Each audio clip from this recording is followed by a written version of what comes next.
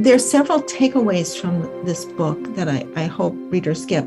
To have more room in their lives for friendships that might surprise them. I think I did a pretty good job of showing how we took care of each other. That I could write a letter and it sustained him when he was in solitary confinement. That just, right now, I just have goosebumps, like I helped him. This is In Good Faith, listening to first-person experiences of faith and belief. On In Good Faith, it's our privilege to hear stories and accounts from believers told in their own words. Our hope is to listen with an open heart, celebrating the power of faith and belief and what those stories mean to the ones who tell them. This week on In Good Faith, producer Heather Bigley sat down with Lisa Knopp, the author of 7 books, including her most recent, From Your Friend, Carey Dean, Letters from Nebraska's Death Row. Lisa is an associate professor of English at the University of Nebraska-Omaha, where she teaches courses in creative nonfiction. She holds degrees from Iowa Wesleyan, Western Illinois, and the University of Nebraska-Lincoln. Her latest book tells the story of the unlikely friendship between Knopp and convicted murderer Carey Dean Moore. Carey killed 2 men in August 1979 and was convicted and sentenced to death in 1980. He was executed in 2018. The book, part journalistic recounting and part heartfelt memoir, references 320 letters from Carey over the course of 23 years. Here is Lisa Knopp recounting how she first met Carey. I had been active in protesting the death penalty in Nebraska, and after a particularly awful execution, it was the crowd that supported it, seemed like a lynch mob to me. There was an activist who encouraged us to get to know somebody on death row, so it wasn't an abstract issue. And so I decided I would just join Nebraskans Against the Death Penalty for one of their death row visits, and then I would have met the challenge, and that's over. But I went twice, and on the second time I met Carey Dean Moore, and I just liked him. I just found him very sincere and direct and polite and vulnerable. One of the first things he told me is that he had killed 2 people and he had confessed to it, and God had forgiven him for it. At that time, I hadn't talked to many people who had committed murder, and I didn't know how unusual it was for somebody just to be so frank about that. He needed help finding a new pastor. The person who'd been coming to visit him was very old and needed to retire. And so we became friends because we exchanged several letters while I found some people in my church who could visit with him. I was moving to Illinois, so I couldn't, but I found some people who could. And by that time, we had exchanged some very warm personal letters, and I had no intention of being anyone's pen pal. And if I was going to pick a new friend in this world, it wouldn't be somebody who had committed 2 murders and had a death sentence. And then there were just some other sharp differences. I discovered that we were of different political parties. We're on different ends of the Christian spectrum, with him being more evangelical, me being more progressive. I don't label myself as a progressive, but I have some leanings there. He had a 10th grade education. I have a PhD. People like us don't become friends. I mean, any one of those is enough. In America, people become friends with people who are like them. And so, the question is, what allowed this to be a 23-year friendship? And I think that in spite of our differences, there were many things that we did share. He was always intensely interested in me and my life and what went on with my children, how my parents were doing. He prayed for us. I always felt that he was just very, very interested, concerned about us. We had great discussions about religion. At times, there were some pretty sharp differences, but we had a lot of common beliefs too. And I think having that deep spiritual connection, and I consider him one of my great spiritual teachers, I let him teach me and lead me into a different relationship with God. All of that just made it a remarkable, unusual, and very nourishing friendship. The story is balancing 2 faith journeys. One is yours and one is Carey Dean's. So do you mind talking to us a little bit about your own search? A lot of people don't realize that Protestantism in America is every bit as divided as the political landscape. Some of the evangelical churches, and then the social gospel, and even just the mainline churches, Methodist, Presbyterian, ELCA, Lutheran, Church of the Brethren, they're just talking about different things. And faith looks different in both places. And I think I'm an unusual person. I belong to some churches on both sides, and I find I have never been in a church where I didn't find something valuable. I will just say that. I've never been in a church where I didn't find something to concern me. I liked going to evangelical Pentecostal because I learned how to pray there.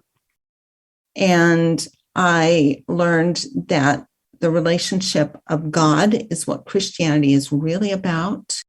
Knowing, my heart swells when I say this, knowing that I am God's beloved and God is my beloved. That is, I think, the most important message of Christianity. There are many other important ones, but for me, I had to go to those churches to learn about that. And utter faith and prayer as where you go when there's a problem, as in, let's drop everything right now and pray, because we know we will get a response. The social gospel churches, I really love the way they take Jesus' teaching to the streets and try to find ways just to make life better for people, feeding them and clothing them and helping them find ways to pay their electric bill or to get an education. Just so many important things going on there. But I didn't get enough of the personal stuff, the idea that God could talk to me. I didn't get that in the social gospel churches like of my childhood and much of my adulthood. And I have to say, the evangelical Pentecostal, they are doing good works, but I kept running into some political ideas there that were just really hard for me to hear. So in some ways, I feel, even though I can see something good in every church I've been in, I feel like I don't fit any place. When I'm in one, I'm missing something. Evangelical, I'm missing the social gospel. When I'm in the social gospel, I'm missing the personal relationship with God. I've just had to find a way to piece something together so I can have what I need. Well, I was going to say that just reminds me, the New Testament, there's this promise we're given that we will no longer be strangers. And yet sometimes, even in the place where that's supposed to be true, we can feel like strangers. I think comfort is important, that we look for churches where we can be comfortable and where we can give and get what we need. I could say that it's good for us to stretch a bit, but I also think God provided all these different ways for us to experience that belovedness. How did Carey Dean fit into your faith journey? Oh, his faith was so deep and so personal. This man just knew that God loved him. There was just no question. God loved him and was there all of the time. And everything he needed was in the Bible. He had 8 execution dates. I knew him for 5 of those. 7 of them were stayed. And sometimes he got pretty close to the electric chair. Later it was lethal injection. If that isn't a test of somebody's faith, he is probably one of the maybe 2 or 3 really, really amazing Christians I've known in my life that just provoke me to go deeper myself.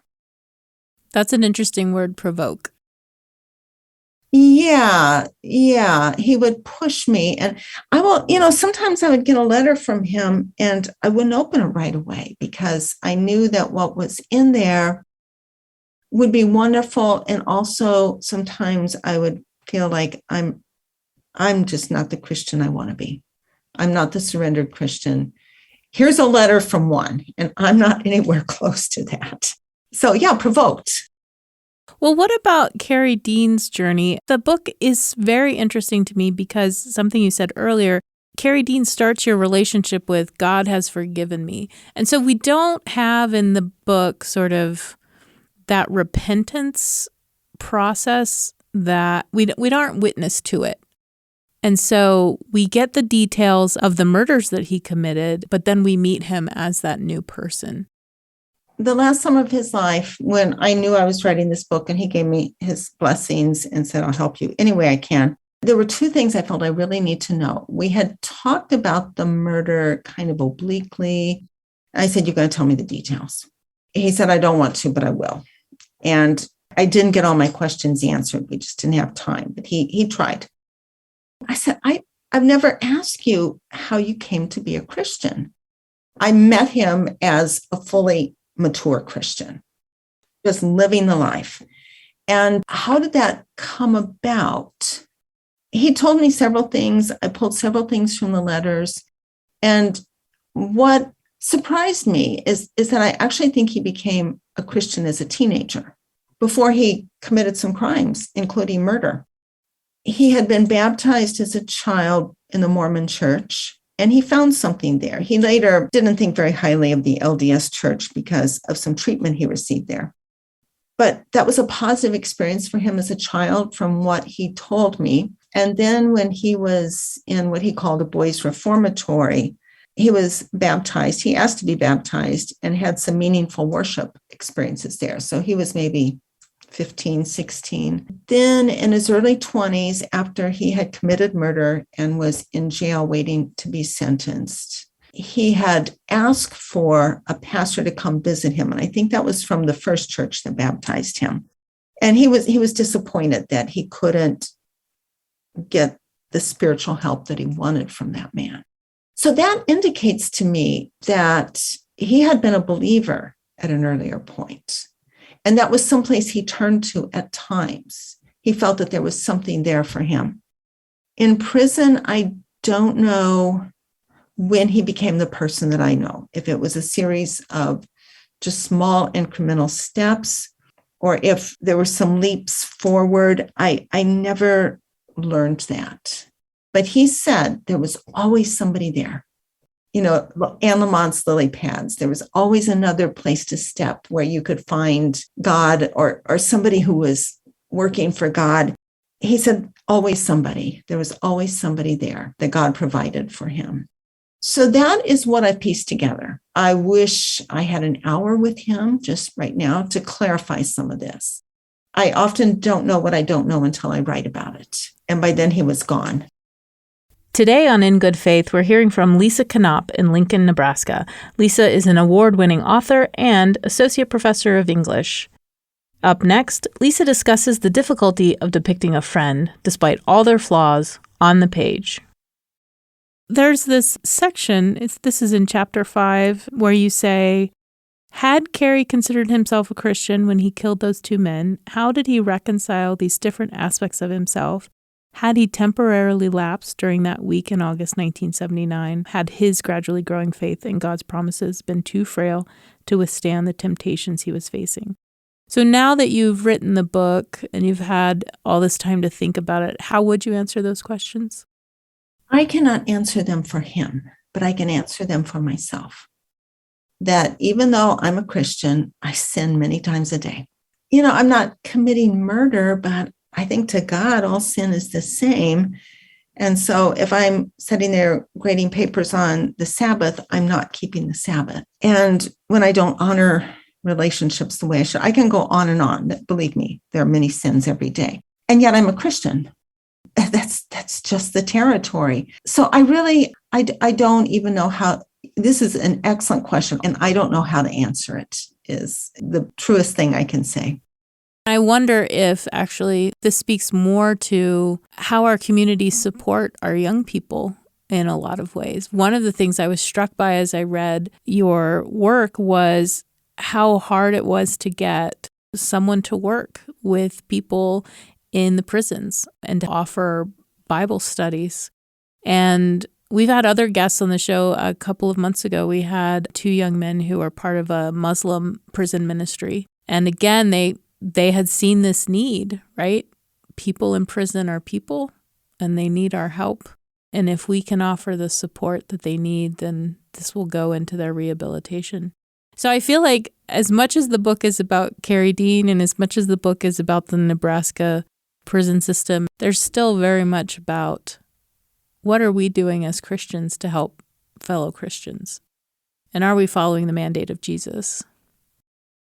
The only time I saw him angry in our entire friendship was when he was writing to all these pastors, could you please come and visit me, or could you please sponsor the death row Bible study? Nobody wanted to. And he was just like, don't they read Matthew 25? Don't they? A lot of us in churches don't do everything we're supposed to. Of course, somebody should come and minister to people on death row. They should have people to choose from. And in fact, I found 3 pastors for him over the time we knew each other. I don't know what would happen if I hadn't been the one to ask, if it had been Carey Dean. And I felt that maybe that was one thing I was sent to do, to be the person to speak for this need, so that pastors would be maybe less frightened of going there. Maybe they would understand what the need was and what would be expected of them. But I'm struck that I had 3 times I had to do that. We've both read In Cold Blood, and I've always been disturbed by that book because I felt like Capote focused so much on his 2 main characters, the murderers, that the family that was murdered didn't deserve his attention, right? This is how it came across, as much as those 2 murderers did. And so that had to be something that you were thinking about as you were putting your own manuscript together. Did you find yourself in dialogue with that book at all? Yes. Actually, I have taught that book before in a narrative nonfiction course.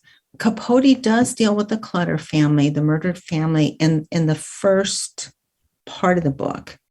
And if you remember, he whips back and forth between their story and the death car coming across Kansas, just back and forth, boom.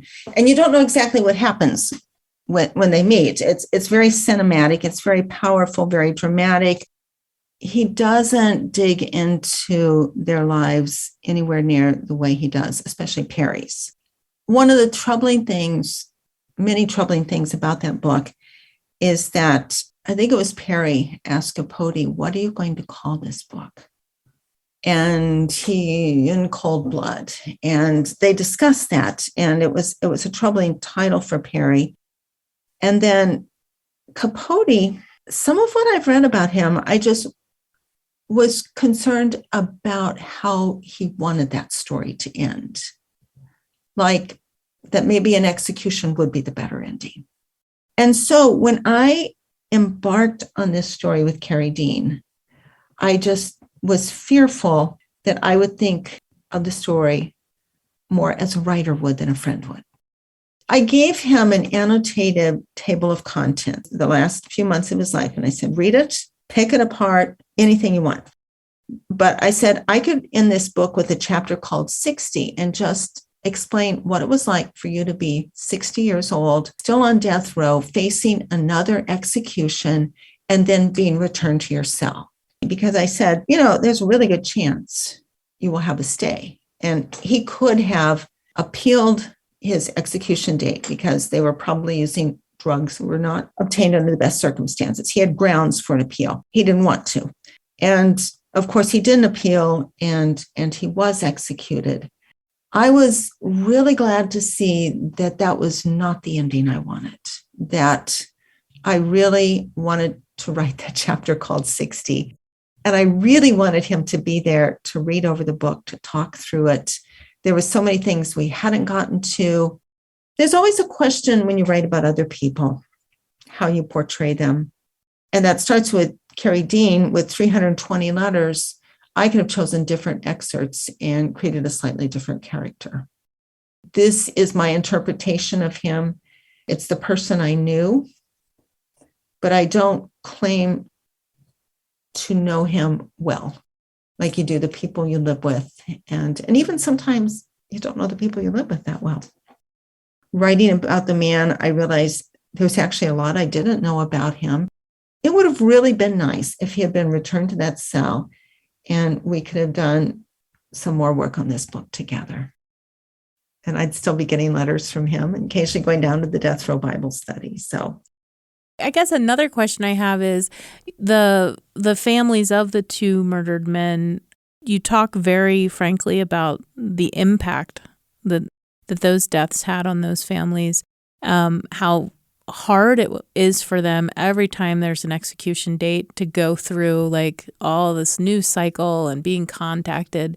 And now this book is coming out. What was your relationship with those families? What are you hoping will be possible for them because of this book? Well, I did not have any contact with them. I wrestled with whether I should write letters to them, see if any of them will talk to me. And ultimately, I didn't because I felt I had too much to deal with already. And I made the choice to present their story entirely from newspaper and television news. I just pieced it together from that and tried to document in text where I got everything. One of the victim's children did write some letters to Carey Dean, and he gave those letters to me. It was painful to read. And I would not have used anything from those letters without permission. So it was just telling me just the pain and anger this person had many, many, many, many, many years after those murders. It was not over for them. Carey would be kind of quiet about stuff like that. I don't know if he didn't know what to say or he was overwhelmed by it. He didn't talk about the victims. It was a hard choice how to present those murders, how to present the murder that my friend did. Yeah, I hope I did justice. That's all I can say. Well, let's talk a little bit about the decision on the form that you made. Not chronological. In fact, it feels topical. So why did you choose this form? And after writing it, I don't think we ever get exactly what we wanted from our writing process. But did it come close enough? Yes. Now, I have to say that I had suggested to him several times that he write a book about his life, just this transformation, let people know about it. He was pretty humble. He said, I have a story to tell. Nobody wants to hear it, blah, blah, blah, blah, blah. So I didn't make any headway with that.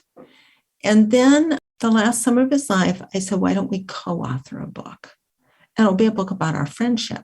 He said he didn't want to do it. He was just ready to die. He didn't want to do that. But he said, you go ahead and I'll help you. You have my blessings.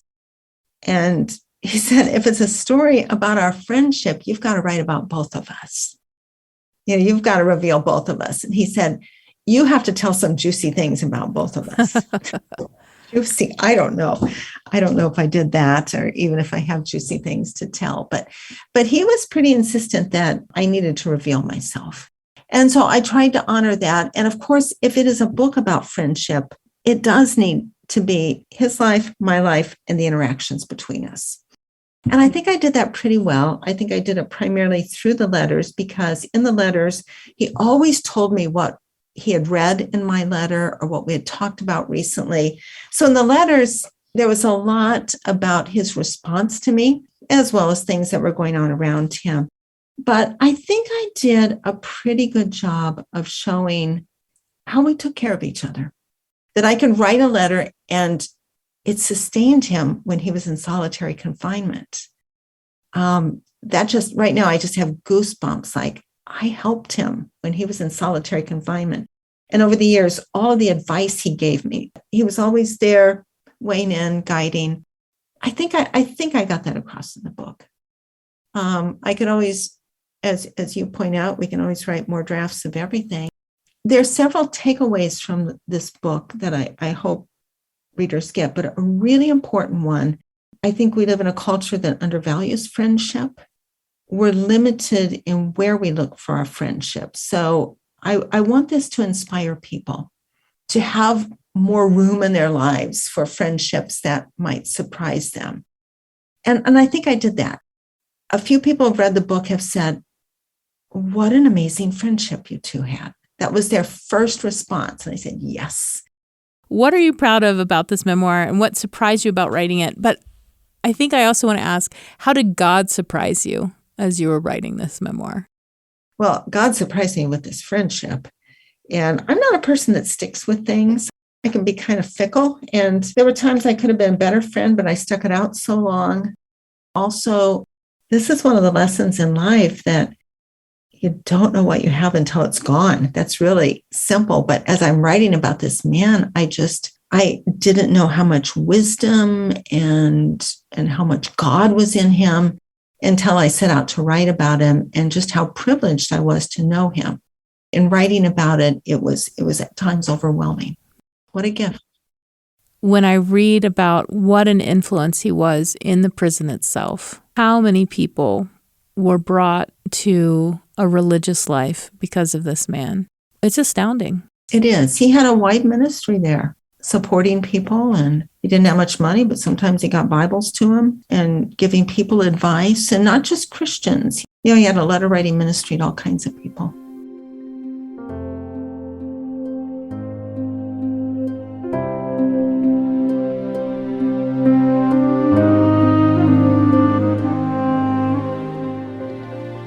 Thanks again to Lisa Knopp for speaking with In Good Faith about her friendship with Carey Dean Moore and her new book, From Your Friend, Carey Dean, available from Cascade Books. In Good Faith is committed to the idea that we all benefit from hearing people of widely varying backgrounds share their personal experience with faith and belief. In fact, we think people with such experience deserve some of our best listening. Our episode was produced by Heather Bigley and engineered and edited by Peter Ellison. If you enjoy the show, be sure and leave a comment or review where you get your podcasts and help spread the word. Our Twitter feed is at InGoodFaithBYU. In Good Faith is a production of BYU Radio. I'm Stephen Kapp Perry. I hope you join me again soon, right here in Good Faith.